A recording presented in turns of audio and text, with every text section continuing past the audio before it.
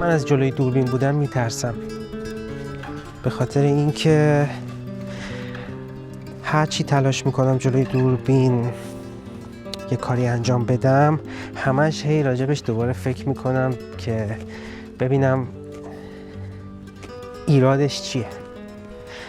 بعد مسئله‌ای که پیش میاد یه چیزه، من ویدیو ساختن دوست دارم ولی عشق اصلی من سینماست. من دوست دارم فیلم بسازم و از این حرفا. یه پسر گوزو توی ناکجا آباد داره میگه من میخوام فیلم بسازم. راهشو نمیدونم چه جوری میتونم باز کنم. وقتی میگم فیلم یعنی نگاتیو، قشنگ یعنی فیلم. نمیدونم راهش چه جوری باز میشه. منتها یه مسئله است. الان که من دیگه خودم میخوام جلوی دوربین باشم و چون چاره دیگه ای ندارم، به خاطر همین تو تلاشایی که کردم جلوی دوربین صحبت کنم همیشه دو حالت بوده. یه حالتی که شکست خوردم، یه حالتی که پیروز شدم. حالا حالتی که شکست خوردم اونو دوم میگم. حالتی که پیروز شدم چیه؟ این که از خودم همینطوری مستند بگیرم، انگار خودم رو سوژه کنم. خب انگار که یه حیوان رو مثلا اینجا داری، یه دوربین میذاری، اگه کار بامزه بکنه ادیت میکنی و یه چیزی از توش در میاد. ولی اون چیزی که من دوست دارم انجام بدم همیشه تو ذهنمه اینه که یه جورایی انگار من راوی اون داستان باشم. دوست دارم بتونم یه چیزایی رو نمایش بدم، نه اینکه فقط مستند ضبط کنم. یه وقتایی دوست دارم جلوی دوربین مثلا یه اکتایی رو ثبت کنم یا یه داستانی رو بنویسم که توش دارم خودم بازی میکنم، ولی همش یه حالت نمیدونم بهش میگن فکر کنم سلف کانشس یا حالا هر چیزی پیدا میکنم و همش دنبال پیدا کردن زیر بغل مار هستم. خب یه مسئله ای که هست اینه که من خیلی خجالتیم و کلاً از این کار خوشم نمی اومد، ولی الان دیگه به یه سنی رسیدم که میدونم هر کاری از دستم برمیاد باید انجام بدم و جای حسرت باقی نذارم. از هر راهی که میتونم باید برم به سمت اون چیزی که میخوام برم به سمتش.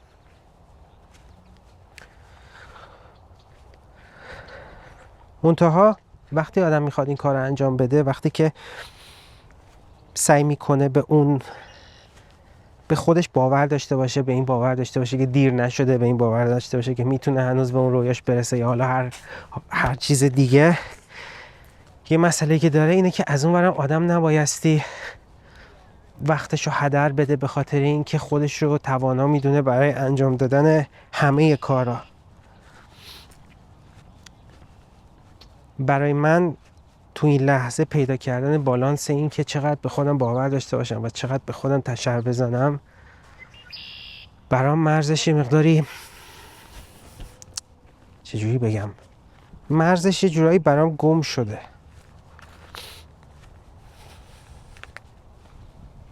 خیلی دارم شروور میگم. خلاصه ماجرا اینه که همین این که من فهمیدم که ویدئو ساختن برای من این دو مدله، یعنی این که مدل راحت اینه که من برم هات داگ بخورم و ازش فیلم بگیرم، حالا ادیتم هی بهتر و بهتر میشه و این میشه خودش یه کار، حالا برم کارهای مختلف بکنم، یا اینکه نه بیام سعی کنم یه داستانی رو بگم، یه قصه رو بگم، از طریق تصویر یه داستان رو منتقل کنم.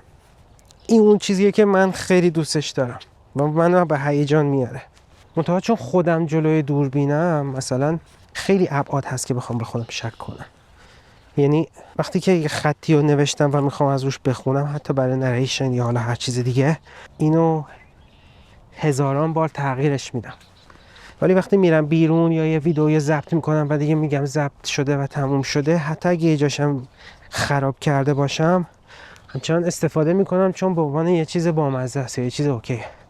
ولی وقتی همه چی اینتنشنال میشه، مثلا همه چیز طراحی میشه، اون موقع انگار اون حالت بکر بودنش از دست میده. اگه یه ویدیو حالت خالصانه داشته باشه، نمیدونم چجوری بگم، ضعفاشو ناخودآگاه آدم کاور میکنه تو ذهنش، سعی میکنه پشت اون ماجرا رو ببینه. ولی هر چقدر که شما سعی کنی اون دنیا رو بیشتر در کنترل خودت بگیری و همه ابعاد اون روایت رو بخوای کاملا دستکاری و طراحیش کنی، اون موقع از اون ور مسئولیت هم سخت‌تر میشه که راهو باز میکنه برای آدمایی که میبینن تا بتونن ازش ایراد بگیرن.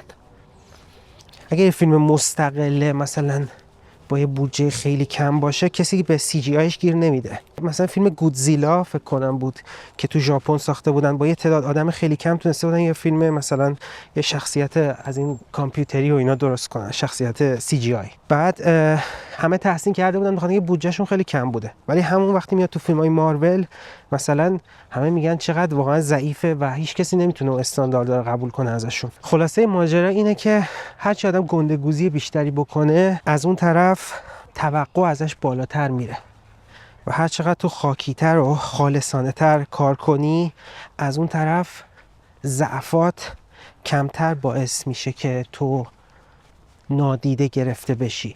و به خاطر همین وقتی که من میخوام خودم رو تجسم کنم به عنوان اون تصویری که میخوام ارائه بدم، هر چقدر بخوام اون تصویری که از خودم ارائه میدم کاملتر باشه و مثلا خیلی خفن و اینا باشه، اون کار منو سخت‌تر میکنه، به خاطر اینکه آدم ناخودآگاه میره سمت اینکه ایرادا رو ببینه. خاطر این آدم داره ادعای پرفکت بودن میکنه. ولی تو اگه بیای یه سطحی رو نشون بدی و تو روش شروع کنی آجرها رو دونه دونه بچینی، دیگه کمتر آدما میرن سراغ اینکه بخوان از شما ایراد بگیرن یا اینکه مسخره کنن یا حالت اینطوری.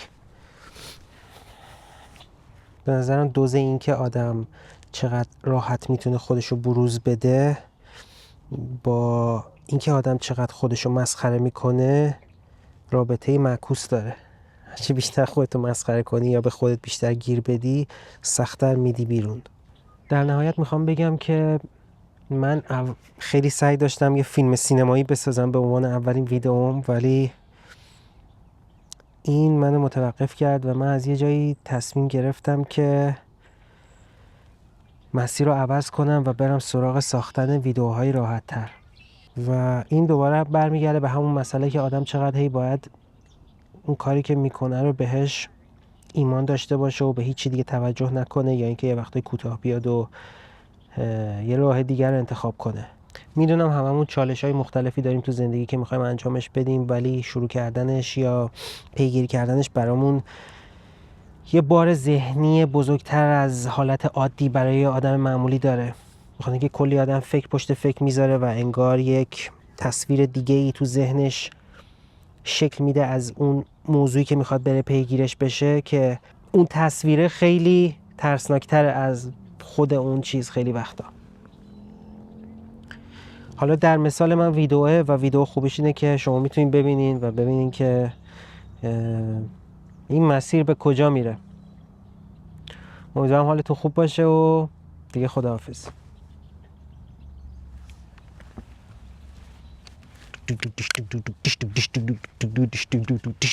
خیلی قشنگه ها، ولی بو میده، بوی مرداب حشره ای. نه حشره های حشری شما میبینین یا نه؟